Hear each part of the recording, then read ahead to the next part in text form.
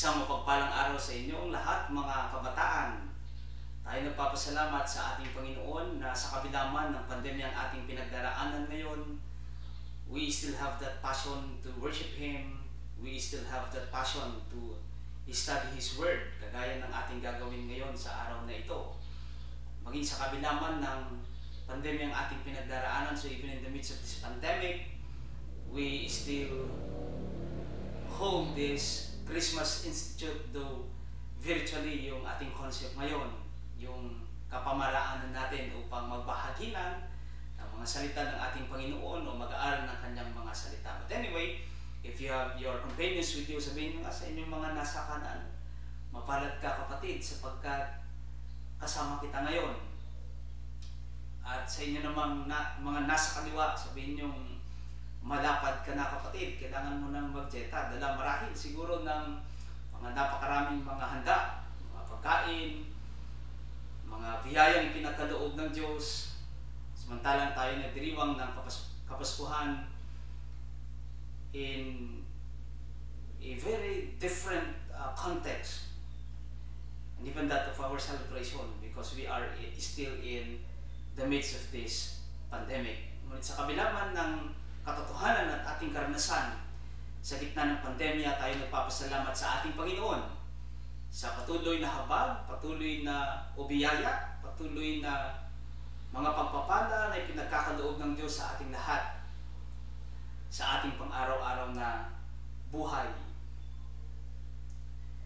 And so we'll begin to study the abundant grace, yung sagalang biyaya ng ating Panginoon. But before we proceed, tayo muna ang manalangin. Samahan niyo ako sa isang panalangin, mga kabataan, mga anak. Dakila at mapagpalang Diyos naming Panginoon, kami nagpapasalamat sa araw na ito na inyong ipinagkaloob sa amin. Sa diwa ng pananampalataya, Panginoon, at pasasalamat kami lumalapit sa inyo. Sa aming pag-aaral ng iyong mga salita, Panginoon, dalangin po namin na ipagkaloob mo sa amin ang karunungan, maging ng kalakasan sa aming pisikal na pangangatawan at ng pagkaunawa, Panginoon, ng aming mapapakinggan sa oras na ito. Sa pangalan ni Jesus na aming Panginoon at tagapagligtas. Amen. Ang ating batayang teksto ay masasumpungan sa unang sulat ni Apostol Pablo kay Timoteo, sa kabanatang 1, talatang 12 hanggang 17. At ganito ang kanyang sinasabi. If you have your Bibles with you, kunin nyo ang mga Biblia ninyo at samahan nyo ako sa pagbabasa ng kanyang mga salita, particularly in the first letter of Apostle Paul to Timothy, chapter 1, verse 12 through verse 17. Nagpapasalamat ako sa kanya na nagpapalakas sa akin kay Kristo Jesus na Panginoon natin, sapagkat ako'y inari niyang tapat na ako'y inilagay sa paglilingkod sa Kanya. Bagaman nung una, ako'y naging mamumusong at manguusig at mang-aalipusta, gayon may kinahabagan ako sapagkat yaoy ginawa ko sa di pagkaalam sa kawalan ng pananampalataya. At totoong sumasagana ang biyaya ng ating Panginoon na nasa pananampalataya pag-ibig na pawang kay Kristo Jesus. Tapat ang pasabi at nararapat tanggapin ng lahat na si Kristo Jesus ay naparito sa sanglibutan upang iligtas ang mga makasalanan na ako ang pangulo sa mga ito. Gayunmay dahil dito kinahabagan ako upang sa akin na pangulong makasalanan ay maipahayag ni Hesukristo ang buong pagpapahinuhod niya na halimbawa sa mga magsisisampalataya sa Kanya sa ikabubuhay na walang hanggan. Ngayon sa haring walang hanggan, walang kamatayan, di nakikita sa iisang Diyos ay ang kapurihan at kaluwalhatian magpakailanman. Siya nawa. Ito yung ating batayang teksto sa araw na ito, sa ating pag-aaral tungkol sa masaganang biyaya ng ating Panginoon, or abundant grace.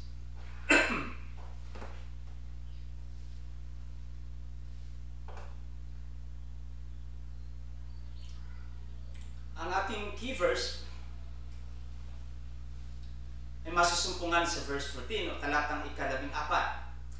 Pinasasagana sa akin sa akin ang kagandahang loob ng ating Panginoon at ipinagkaloob niya sa akin ang pananampalataya at pag-ibig na natatagpuan sa ating pakikipag-isa kay Kristo Jesus.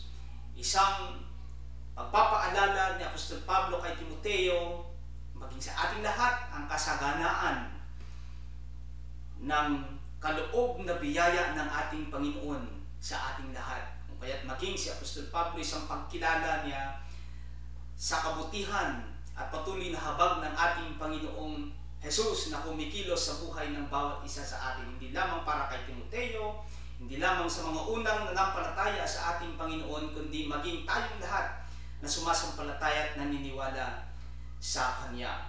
Ano nga ba ang ibig sabihin ng habag o biyaya?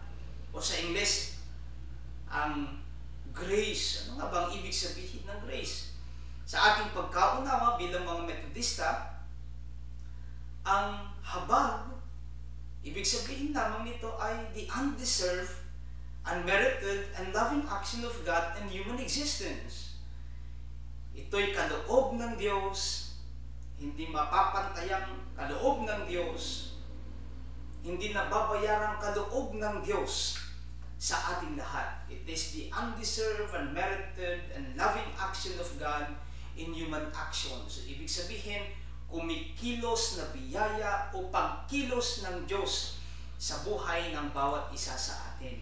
Ang pagpapasimula ni Apostol Pablo, sinimulan niya ang kanyang liham kay Timoteo, practically or contextually from our biblical passage in 1 Timothy chapter 1, verse 12 to 17, inihayag niya yung kanyang pasasalamat sa Diyos.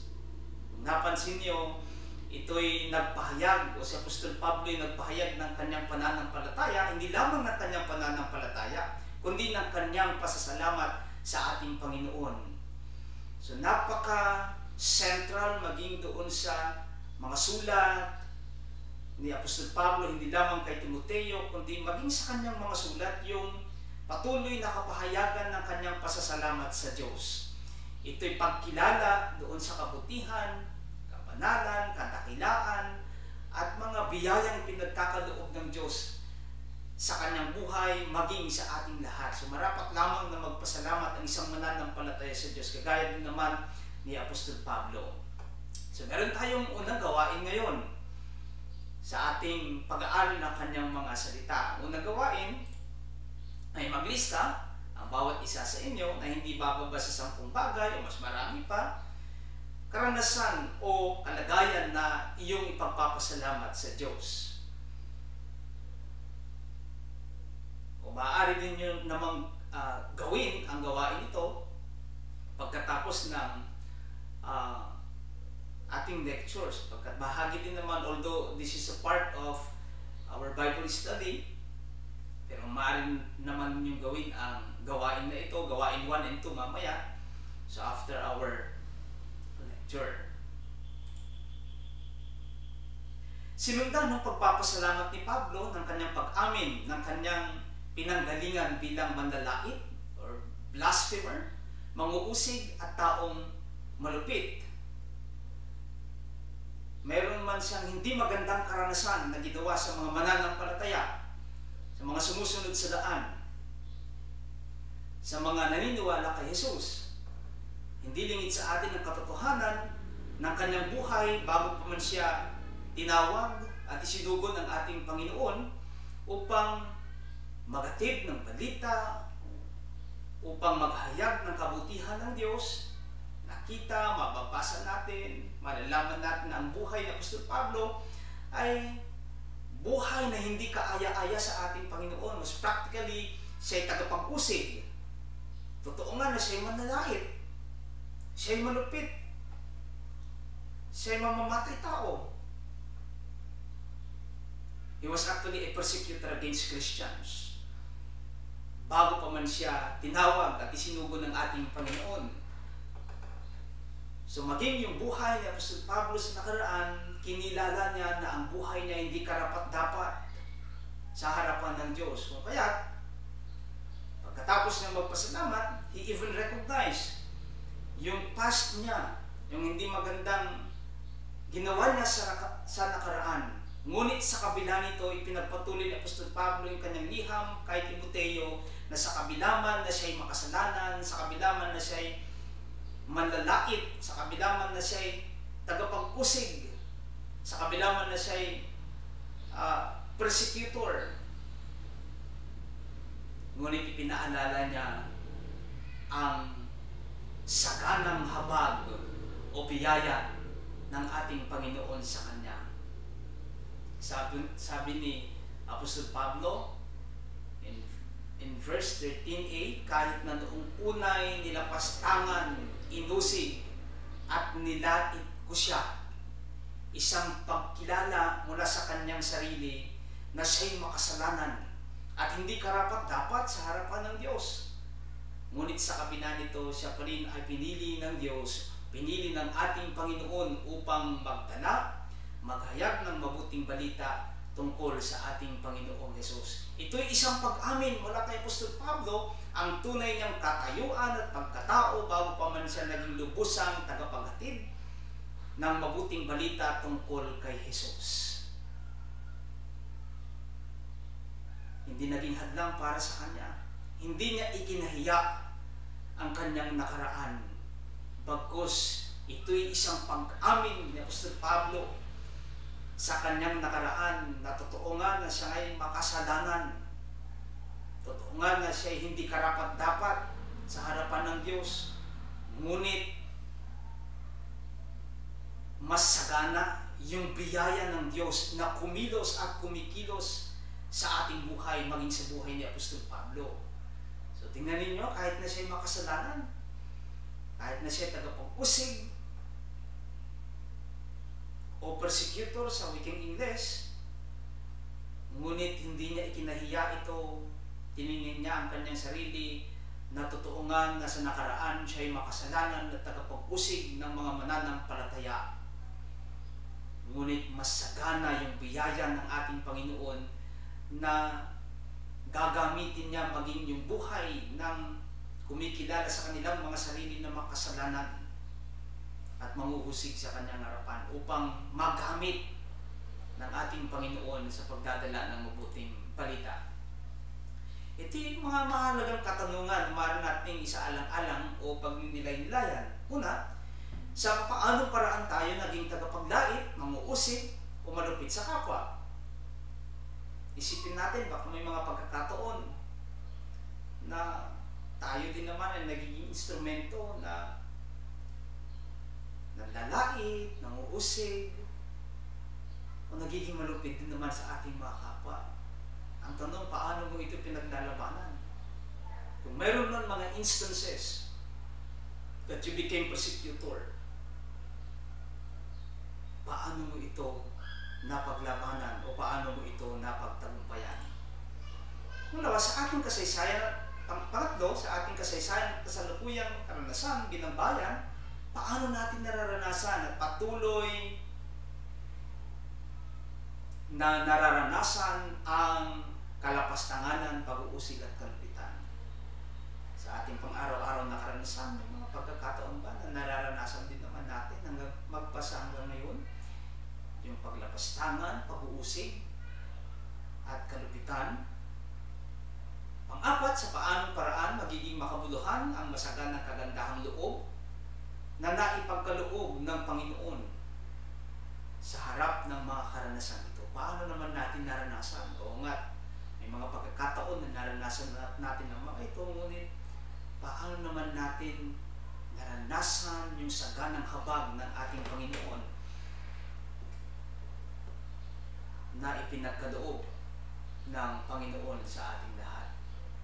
Ito yung sinasabi ko kanina, maaari ninyong gawin pagkatapos ng ating pag-aaral ng kanyang mga salita, spark doon sa ating pag-aaral. Una, magbahaginan tungkol sa kantang Amazing Grace.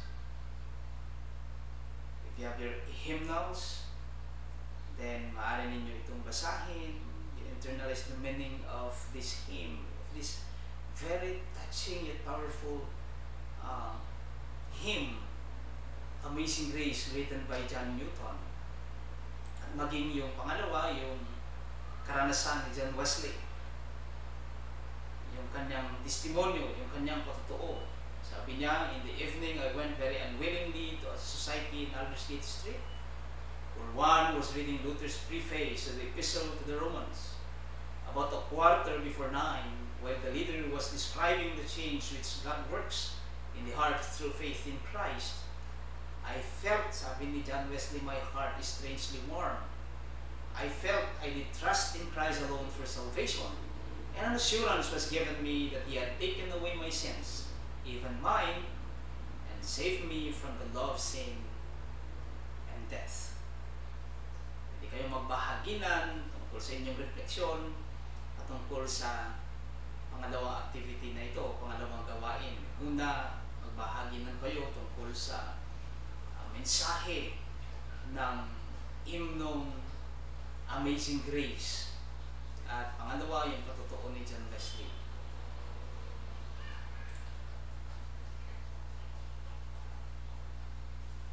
Let us take a look at the works of God's grace, mga gawain ng biyaya o habag ng Diyos. Gaya ng pagpapaintindi at paniniwala ni John Wesley, kinikilala natin na ang habag o biyaya ng Diyos ay nakalaan para sa lahat. This is the difference between or with some other Christian traditions and Christian doctrines. Ang kanilang pananampalataya sa ibang mga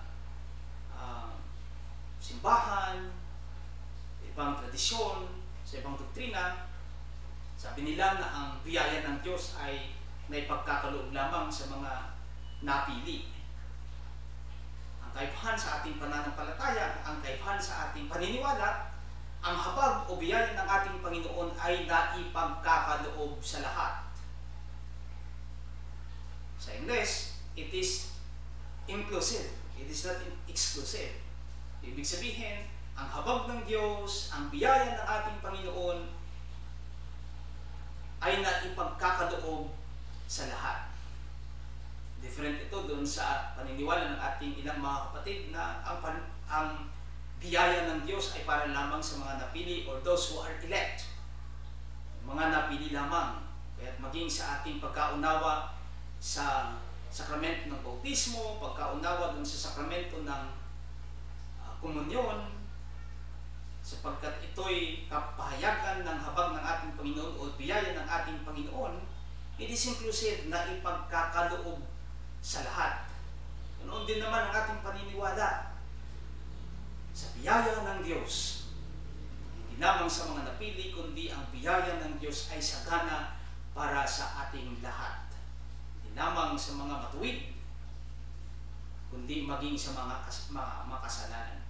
Ayon kay John Wesley, nararanasan natin ang biyaya ng Diyos sa iba't ibang pagkilos o gawain ito sa atin. Ang prevenient, justifying, at sanctifying ay hindi uri ng biyaya. I'll be giving emphasis on this. Ang prevenient, justifying, at sanctifying ay hindi uri ng biyaya ng Diyos, kundi ito'y mga kapahayagan ng iisang biyayang kumikilos sa atin. So they are not types. They are not kinds of God's grace. Hindi uri ang prevenient grace, sanctifying grace, at justifying grace. Sabi ng ating paniniwala, pananampalataya, sa United Methodist Book of Discipline, sabi niya, while the grace of God is undivided, it precedes salvation as prevenient or prevenient grace, continues in justifying grace, and is brought into fruition in sanctifying grace. So the grace of God is but one and undivided. Ngunit naipapakita at nararanasan ito sa iba't ibang mga kapahayagan, whether be it in prevenient, justifying, and sanctifying. Ito ay mga gawain ng biyaya ng ating Panginoon bilang prevenient, justifying, and sanctifying. Pero paano nga bang kumikilos ang habag o o biyaya ng ating Panginoon. Ano nga bang kumikilos ang habag na ito? Sabi nga ng ating title sa ating Bible study, Abundant Grace. Paano nga bang kumikilos ang saganang biyaya ng ating Panginoon? Una, nararanasan natin ang pagkilos ng masaganang biyaya ng ating Panginoon sa pamamagitan ng tinatawag nating prevenient grace. Ito'y pagkilos ng biyaya ng Diyos sa panahong wala pa tayong kamalayan o bago pa man tayo kusang lumapit o may damdaming lumapit sa Kanya. So before we become conscious and aware of His grace, kumikilos na ang biyaya o habag ng Diyos na yan sa ating mga buhay. Bago mo pa man naisin na lumapit sa Kanya, bago mo pa man naisip na ihandog ang iyong buhay sa Kanya, kumikilos na ang habag ng Diyos sa ating mga buhay. Sa ating paniniwala, itipagkilos ng habag ng Diyos sa wording English na prevenient grace. Kumikilos bago mo pa man naising lumapit sa ating Panginoon. So hindi ba't napakaganda, napakainam na isipin? Wala ka pang ginagawa, meron na palang ginagawa ang Diyos sa akin. While you are still thinking and deciding to kneel before God, to draw yourself before God, kumikilos na pala ang habag na yan. Kumikilos na pala ang ating Panginoon sa pamamagitan ng tinatawag nating prevenient grace. Sa kabila ng ating kahinaan, pagtanggi at katigasan, matiyagat tayong inaalalayan at inaakay ng Diyos sa pamamagitan ng Kanyang masaganang biyaya. Maging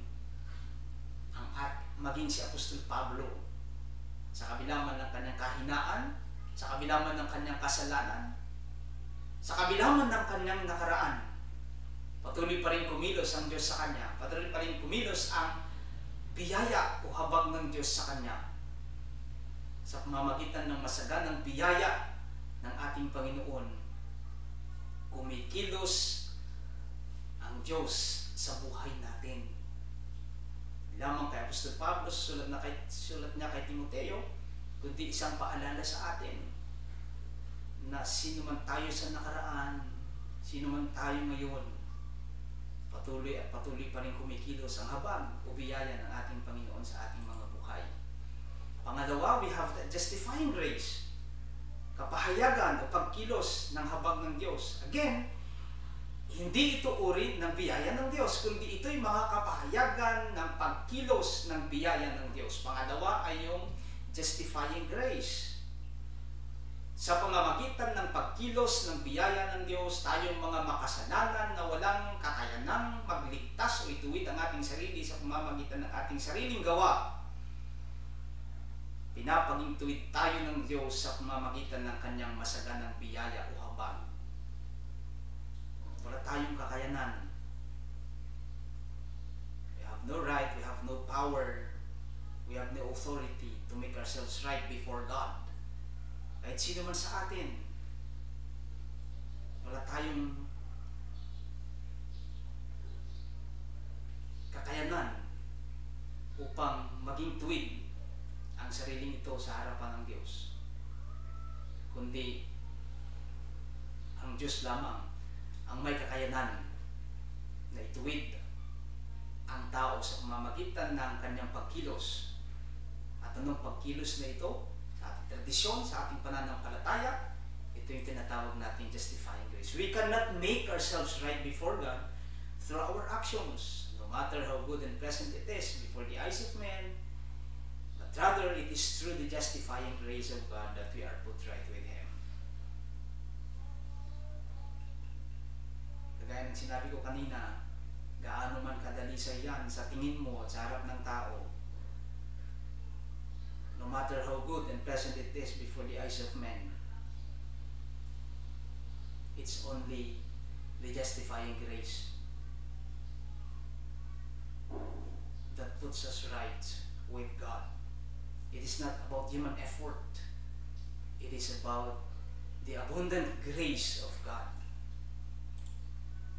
Pangatlo, kapahayagan ng pagkilos ng habag ng ating Panginoon ay yung tinatawag nating sanctifying grace. So we have the prevenient grace, sanctifying grace, prevenient grace, justifying grace, and sanctifying grace. Inuulit ko, hindi ito uri ng biyaya o habag ng Diyos. Ito'y mga kapahayagan ng pagkilos. They are works of grace, of God's grace. Ito'y kapahayagan ng pagkilos ng ating Panginoon o pagkilos ng biyaya o habag ng ating Panginoon.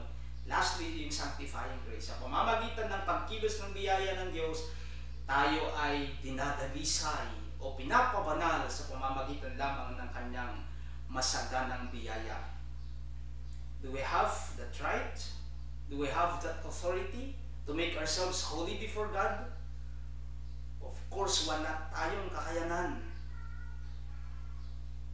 Kahit pa man gumawa tayo ng gumawa ng ano paman, kung walang pagkilos ng habag ng Diyos o biyaya ng Diyos sa atin, magiging walang silbi ang mga iyan. But because of this sanctifying grace, tayo ay dinadalisay ng ating Panginoon. Tayo ay ginagawang banal o pinapabanal ng ating Panginoon sa pamamagitan ng kanyang habag, sa pamamagitan ng kanyang biyaya. We cannot make ourselves holy, no matter how pure and spotless our actions might be. It is God's own initiative through this sanctifying grace. Sa pamamagitan ng biyaya o habag ng Diyos, nagiging dalisay ang ating mga gawa at tayo ginagawang banal ng Diyos. Ito'y pagkilos ng Diyos na magdadala sa atin sa kasaganaan o tinatawag natin sa Ingles na perfection. Ipinapaalala at patuloy na itinuturo sa atin, hindi lamang ni Apostol Pablo, kundi maging ni John Wesley. Yung kasaganaan ng habag ng ating Panginoon. It is not because of our own effort, but because of God's effort, because of God's own initiative, working in us through this undivided grace. Prevenient, justifying, and sanctifying grace. Mga mahalagang katanungan na dapat nating isaalang-alang at bigyan ng pansin sa ating pangwakas na bahagi ng pag-aaral ng kanyang salita na naaayon pa rin doon sa ating doktrina, naaayon pa rin doon sa ating tradisyon. Ano nga ba? O ano ang inaasahan mula sa atin bilang tagasunod na patuloy na tumatanggap ng mayamang biyaya ng Diyos? Pangalawa, sa liwanag ng pagtanggap ng masaganang biyaya, paano maglalakbay mula sa pagpapasalamat papunta sa pagbibigay nito ng kabuluhan sa ating mga pamayanan. So ito yung mga katanungan na maaari nating pagbahaginan sa ating mga kasama sa ating patuloy na pagpapalalim ng ating pananampalataya maging sa pag-aaral ng kanyang mga salita. Nawa'y patuloy na manahan, kumilos ang masaganang biyaya ng ating Panginoon sa buhay ninyo, lalo tigit sa inyo na mga kabataan, patuloy nawa na makita at maranasan yung biyaya ng ating Panginoon hindi lamang sa inyong buhay, kundi maging sa mga susunod pang salinlahi sa atin. Sa pagpapaalala na ang habag ng ating Panginoon, na ang biyaya ng ating Panginoon ay sagana at ipinagkakaloob ang habag o biyayang ito sa ating lahat. Nawa sa inyong patuloy na paglago, sa inyong pananampalataya, magsilbi nawang inspirasyon ang aral na ito na kahit pa man tayo ay makasalanan,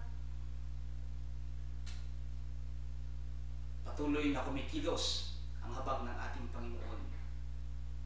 Sa kabila ng ating kahinaan, patuloy na kumikilos ang masaganang habag ng ating Panginoon. Sa pagpapaalala lamang na ang Diyos natin ay mabuti, ng Diyos natin ay tapat, at saganang-sagana ang kanyang biyaya para sa ating lahat. Muli, isang magandang araw sa inyong lahat.